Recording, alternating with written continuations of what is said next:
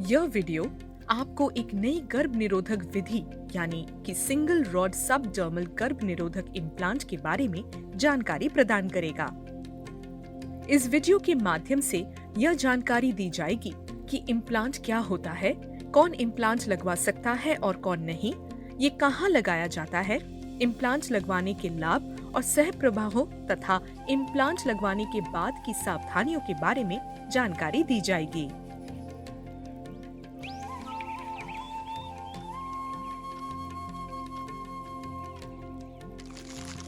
आओ आओ गौरी, रमेश, बैठो। कैसे हो तुम दोनों? और घर में सब ठीक? हम दोनों ठीक हैं। तो बताओ कैसे आना हुआ? कैसी सहायता कर सकती हूँ मैं तुम्हारी?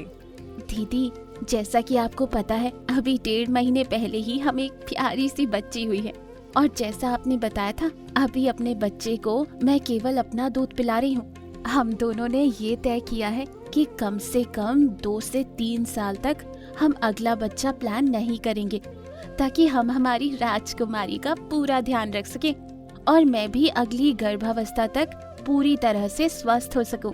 इसलिए हम आपके पास आए हैं। दीदी, मुझे कोई अच्छा गर्भ निरोधक साधन सुझाइए ना। वाह गौरी, ये बहुत ही समझदारी और जिम्मेदारी की बात कही है तुमने। बच्चों में कम से कम 3 साल का अंतर रखना माँ और बच्चे दोनों के अच्छे स्वास्थ्य के लिए बहुत जरूरी है। और बच्चों में सही अंतर रखने के लिए कई गर्भ निरोधक साधन भी उपलब्ध है।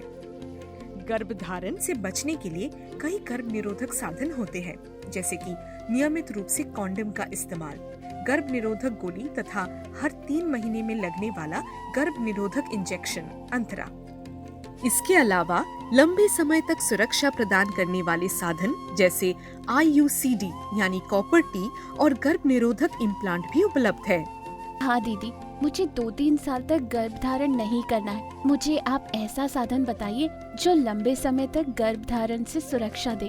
तब तो तुम हर 3 महीने में लगने वाला गर्भ निरोधक इंजेक्शन लगा सकती हो। और जैसा कि इसमें बताया है, तुम IUCD या नई गर्भ निरोधक विधि गर्भ निरोधक इम्प्लांट का भी इस्तेमाल कर सकती हो। हाँ दीदी, मैंने भी कुछ दिनों पहले आशा दीदी से गर्भ निरोधक इम्प्लांट के बारे में सुना था। क्या आप हमें गर्भ निरोधक इम्प्लांट के बारे में पूरी जानकारी दे सकती हैं? इम्प्लांट एक माचिस की तीली के बराबर छोटी सी रॉड होती है, जिसे एक प्रशिक्षित स्वास्थ्य सेवा प्रदाता द्वारा ऊपरी बाह की त्वचा के नीचे लगाया जाता है और एक बार लग जाने के पश्चात गर्भधारण से 3 साल के लिए सुरक्षा देता है। दीदी, ये काम कैसे करता है? जैसे कि तुम्हें पता है, महिला के अंडाशय में अंडे का निर्माण होता है और पुरुष के वृषण में शुक्राणुओं का निर्माण होता है। अंडे और शुक्राणुओं के मिलन से बच्चा बनता है। बाह में इम्प्लांट लगवाने के बाद अंडाशय से अंडे का उत्सर्जन नहीं होता है और अगर होता भी है तो ये गर्भाशय और उसके मुंह के म्यूकस में बदलाव कर देता है, जिसके कारण शुक्राणु अंडे से मिल नहीं पाते हैं और गर्भधारण नहीं होता है। इसके अलावा ये गर्भाशय की आंतरिक परत को भी पतली कर देता है। इन सब परिवर्तनों के कारण जब तक ये लगा हो, बच्चा नहीं ठहरता। और हाँ, ये एक बहुत ही प्रभावशाली और सुरक्षित साधन है। अगर 1000 महिलाएं इम्प्लांट लगवाती है तो 1000 महिलाओं में से 997 गर्भवती नहीं होगी। मतलब कि ये एक सुरक्षित और असरदार विधि है। दीदी, मैं अभी अपनी बच्ची को दूध पिलाती हूँ। क्या मैं इस इम्प्लांट का उपयोग कर सकती हूँ? हाँ गौरी, तुम इस इम्प्लांट का उपयोग कर सकती हो। इम्प्लांट का उपयोग प्रजनन आयु की सभी महिलाएं यानी कि किशोरावस्था से लेकर 45 साल तक की महिलाएं कर सकती हैं।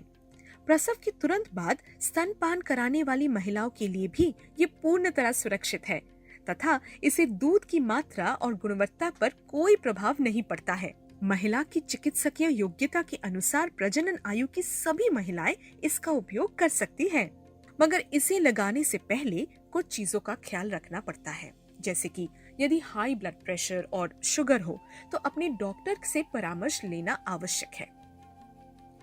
अच्छा गौरी, एक बात बताओ, तुम्हें कभी ये तो नहीं बताया गया कि तुम्हें स्तन कैंसर या कृत की गंभीर बीमारी, पैरों तथा फेफड़ों में रक्त का थक्का बना है या फिर योनि से भी बिना किसी कारण के रक्तस्राव होता है?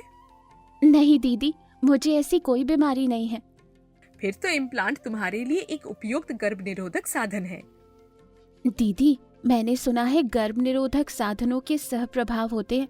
क्या इस इम्प्लांट के भी कोई सहप्रभाव है? हाँ गौरी, इम्प्लांट लगवाने के पश्चात मासिक धर्म में कुछ परिवर्तन जैसे कि अनियमित रक्तस्राव, मासिक धर्म बंद होना हो सकते हैं।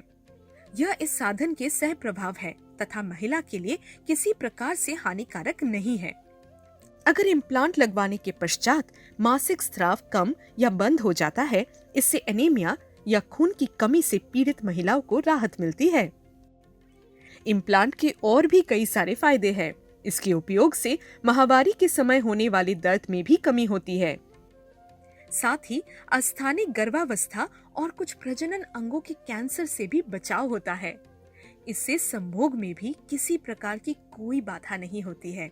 और हाँ, भविष्य में तुम जब भी गर्भधारण करना चाहो, प्रशिक्षित चिकित्सक से इम्प्लांट को निकलवा सकती हो। इसके बाद फिर से गर्भवती हो सकती हो। वाह दीदी, ये तो एक बहुत ही अच्छा गर्भ निरोधक साधन है। मैं भी गर्भ निरोधक इम्प्लांट लगवाना चाहती हूँ। क्यों नहीं गौरी, अगर तुम सहमत हो तो अभी इम्प्लांट लगवा सकती हो। हाँ दीदी, मैं इम्प्लांट लगवाने के लिए सहमत हूँ। ये लो गौरी, तुम्हारा इम्प्लांट कार्ड। इसे संभाल कर रखना। इम्प्लांट लगने के स्थान को कम से कम 2 दिन के लिए सूखा रखना। बाहरी पट्टी को 2 दिन में और आंतरिक पट्टी को 5 दिन में हटवा लेना। जिस हाथ पर इम्प्लांट लगा है, उस हाथ से कुछ दिनों तक भारी सामान मत उठाना और उसे टकराने से भी बचाना। इम्प्लांट लगने का स्थान लाल हो सकता है और सूजन आ सकती है, जो कि सामान्य है। जी दीदी, मैं ध्यान रखूंगी। और हाँ गौरी, स्वास्थ्य केंद्र में आकर अपना जांच करवा लेना। पहली बार 6 हफ्ते के बाद और दूसरी बार 3 महीने के बाद। इसके अलावा भी जब भी तुम्हें कोई परेशानी हो तो मुझसे आके चर्चा कर सकती हो। बिल्कुल दीदी, मुझे सही समय सही जानकारी देने और मेरी पसंद का गर्भ निरोधक साधन चुनने में मदद करने के लिए आपका बहुत बहुत धन्यवाद।